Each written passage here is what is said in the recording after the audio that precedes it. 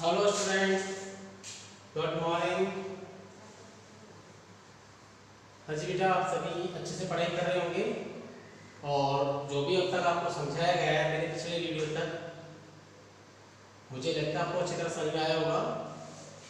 तो देखो बेटा, पहले की तरह हम पढ़ाते हुए आज देखो बेटा हम बता रहे हैं विषय संस्कृत क्लास जो हमारी कक्षा 6 to 8 है। वीडियो आज हम 13 बना रहे हैं और आज हमारा शीर्षक क्या है? धातु। देखो बेटा, आपको पता होगा कि हमने पिछले वीडियो यानी V12 में हमने आपको शब्द रूप तक समझाया था और शब्द रूप भी मैंने आपको सभी समझाए हैं, यानी कि संज्ञा शब्द रूप भी समझाया था और सर्वनाम शब्द रूप भी समझाया था। और जो वो समझाए वो सारे मोस्ट थे जो कि एग्जाम की दृष्टि से आते हैं।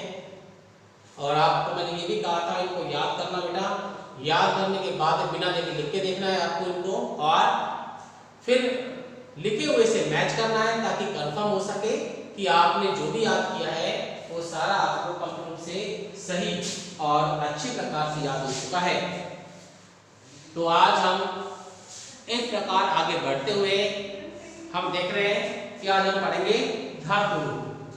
और धातु रूप के अंतर्गत देखो मैंने पहले आपको क्रियाएं और उनके अर्थ लिखवाए थे, जिससे मैंने बताया था कि संस्कृत में कौन सी धातु होती है और उसका हिंदी में अर्थ क्या होता है, सारा बताया था।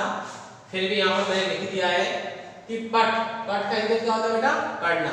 तो आज हम पट धातु रूप याद करेंगे, समझेंगे, पढ़ेंगे। तो देखिए, सबसे पहले जब आता है लकार दृष्टि, मैंने आपको लकार काल भी करवाए थे जिसमें 5 लकार लिखवाए थे मैंने आपको, उनके चिन्ह भी बताए थे और उनका प्रयोग किस प्रकार होता है ये सारा कुछ मैंने आपको समझाया था। तो सबसे पहले बात करते हैं लट लकार वर्तमान काल। वर्तमान काल में समझाया था कि जो कार्य इसी समय किया जा रहा है या जिसके चिन्ह ता, ते और ती इस प्रकार काम लिए जाते हैं, वहां पर हमेशा लट लकार यानी कि वर्तमान काल होता है। तो यहाँ देखिए बेटा, मैंने लिखा है पुरुष एकवचन, द्विवचन और बहुवचन। अब इसमें हम बात करते हैं प्रथम पुरुष की। पुरुष के बारे में बताया था मैंने आपको कि बातचीत करने में जो व्यक्ति सम्मिलित होते हैं या जो लोग वार्तालाप के समय वहां मौजूद होते हैं, समन्वित होते हैं, उसे पुरुष कहा जाता है। और मैंने पुरुषों के 3 प्रकार बताए थे आपको कि प्रथम पुरुष, मध्यम पुरुष और उत्तम पुरुष का क्या होता है। प्रथम पुरुष क्या होता है कि जो कहने वाला और सुनने वाला दोनों मिलकर जिसके बारे में बात करते हैं वो प्रथम पुरुष होता है, जिसका उदाहरण लिखवाया था सैतंते वह वे दोनों और वे सब। फिर बात करते हैं मध्यम पुरुष की। तो कहने वाले की बात को जो सुनता है या जिसके माध्यम से बातचीत की जाती है वो होता है मध्यम पुरुष। इसके मैंने लिखवाया था आपको उदाहरण भी, त्वम, युवाम, यूयम, हिंदी में तुम दोनों और तुम सब।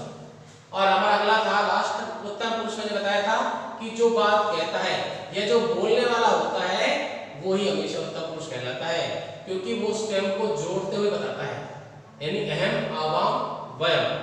क्योंकि उत्तम पुरुष जो भी बात करेगा वो खुद को यूज करेगा, यानी मैं यह कह रहा हूं, मैंने कल यह पढ़ाया था, मैं आज ये पढ़ाऊंगा, मैं आज पत्र लिखूंगा, इस प्रकार की चीजें चलती है। तो मैं, हम दोनों और हम सब, ये उत्तम पुरुष होता है। तो हम पढ़ते इसको। प्रथम पुरुष में पढ़ती नहीं होता है, पढ़ता है। तो प्रथम पुरुष है यानी कि वह, वे दोनों और वे सब लगाना है। तो पढ़ता है, वह पढ़ता है। पठन है, वे दोनों पढ़ते हैं। पठन की, वे सब पढ़ते हैं। मध्यम पुरुष की बात करते हैं, पठसी यानी कि तुम, युवाम और यूयम। तो पठसी तुम पढ़ते हो, पठक है तुम दोनों पढ़ते हो, पठक तुम सब पढ़ते हो। और उत्तम पुरुष की बात करते हैं यानी कि अहम, आवाम, वयम।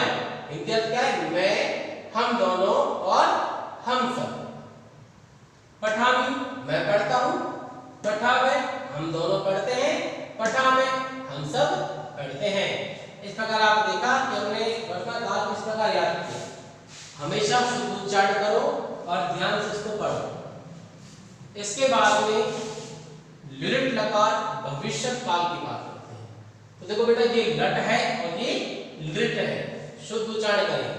अब भविष्य काल की बात करें, भविष्य काल होता क्या है? देखो बेटा, काल में मैंने समझाया था आपको, यानी जो कार्य भविष्य में होगा या जो कार्य वे करेंगे वो होता है भविष्य काल। यानी भविष्य में क्या होगा, तो उस भविष्य के अनुसार जो कार्य करते हैं भविष्य काल में, यानी हम कौन कौन से काम करेंगे, तो ये जो भी कार्य ये समय के अनुसार चलता है और वो कहलाता है भविष्य काल।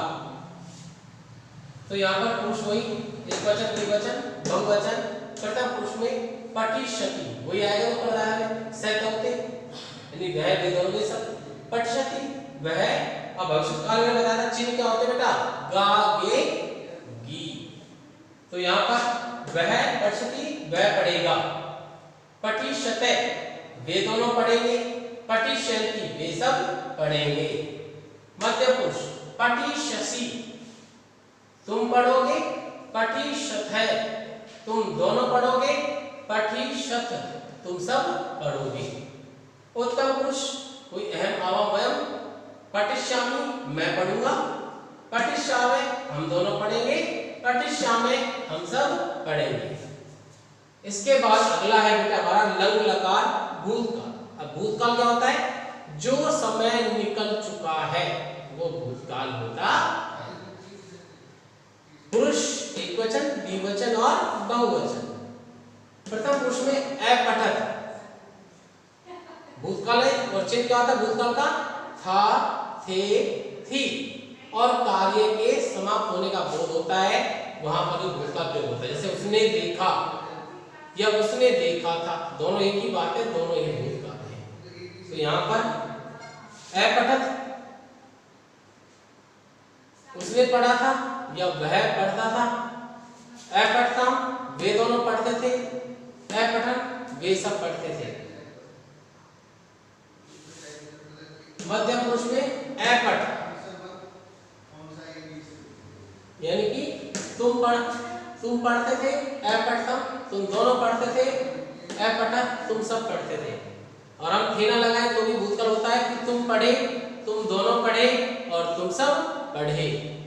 उत्तम में अपठम मैं पढ़ा, अपठाओ हम दोनों पढ़े, अपठाम हम सब पढ़े।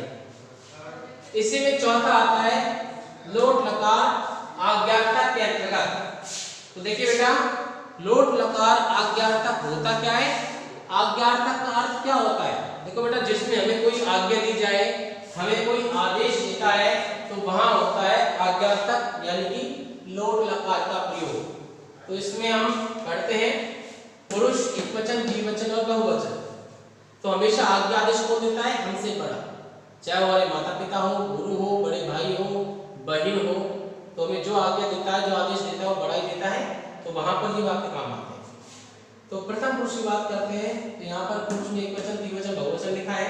प्रथम पुरुष में देखो पठ, तो यहाँ पर वही सहते होते, तो यहाँ पर आदि दे रहा है कि वह पढ़ो, पठताम वे दोनों पढ़ो, पठन वे सब पढ़ो। मध्य पुरुष में पठ तुम पढ़ो, यानी तुम युवम और यूयम, पठ है तुम पढ़ो, पठतम तुम दोनों पढ़ो, पठत तुम सब पढ़ो। और इसी में लास्ट है उत्तम पुरुष, पठानी मैं पढ़ो, पठावे हम दोनों पढ़े, आप पठावे हम सब। तो जब यहाँ पर किसी को आज्ञा आदेश दी जाती है तो वहां पर हमेशा लोट लकार यानी कि आज्ञार्थक का प्रयोग किया जाता है।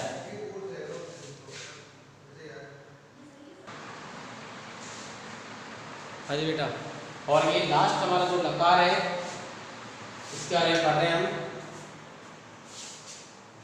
हमने भी लट, लिट, लंग और विधिवी। लंग की बात है ना, लूट लकार, 4 लकार पढ़े, 5वां हमारा ये विधिलिंग लकार, जिसको क्या कहते हैं हम, चाहिया।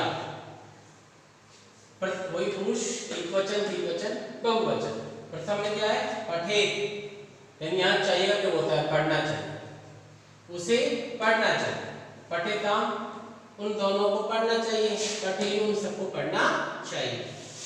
मध्य पुरुष में पठे तुम्हें पढ़ना चाहिए, पठेतम तुम दोनों को पढ़ना चाहिए, पठे तुम सभी को पढ़ना चाहिए, तुम सबको पढ़ना चाहिए। उत्तम पुरुष यानी तुम योग योग था, उत्तम बात कर रहे हैं, पठेयम मुझे पढ़ना चाहिए, पठेम हम दोनों को पढ़ना चाहिए और पठेम हम सबको पढ़ना चाहिए। इस प्रकार के हमारा 5वां लकार हो गया। करीब लट लकार, लिट लकार, लंग लकार, लूट लकार और लास्ट हमारा ये है विधिलिंग लकार। इस प्रकार पठ धातु रूप कंप्लीट हो गए। तो आपको इस सबको याद करना है, बिना देखे लिख के आपको लिखना है, बिना देखे और फिर लिखे हुए से मैच करना है। इस प्रकार आज हमने धातु के बारे में ज्ञान प्राप्त किया। आगे हम और वीडियो में पढ़ेंगे, लेकिन को ढंग से आप याद कर लीजिए बेटा। और आज का वीडियो बस इतना ही। घर रहकर सुरक्षापूर्वक तरीके से आप पढ़ाई करें, अभ्यास करें, खुश रहें। Okay students.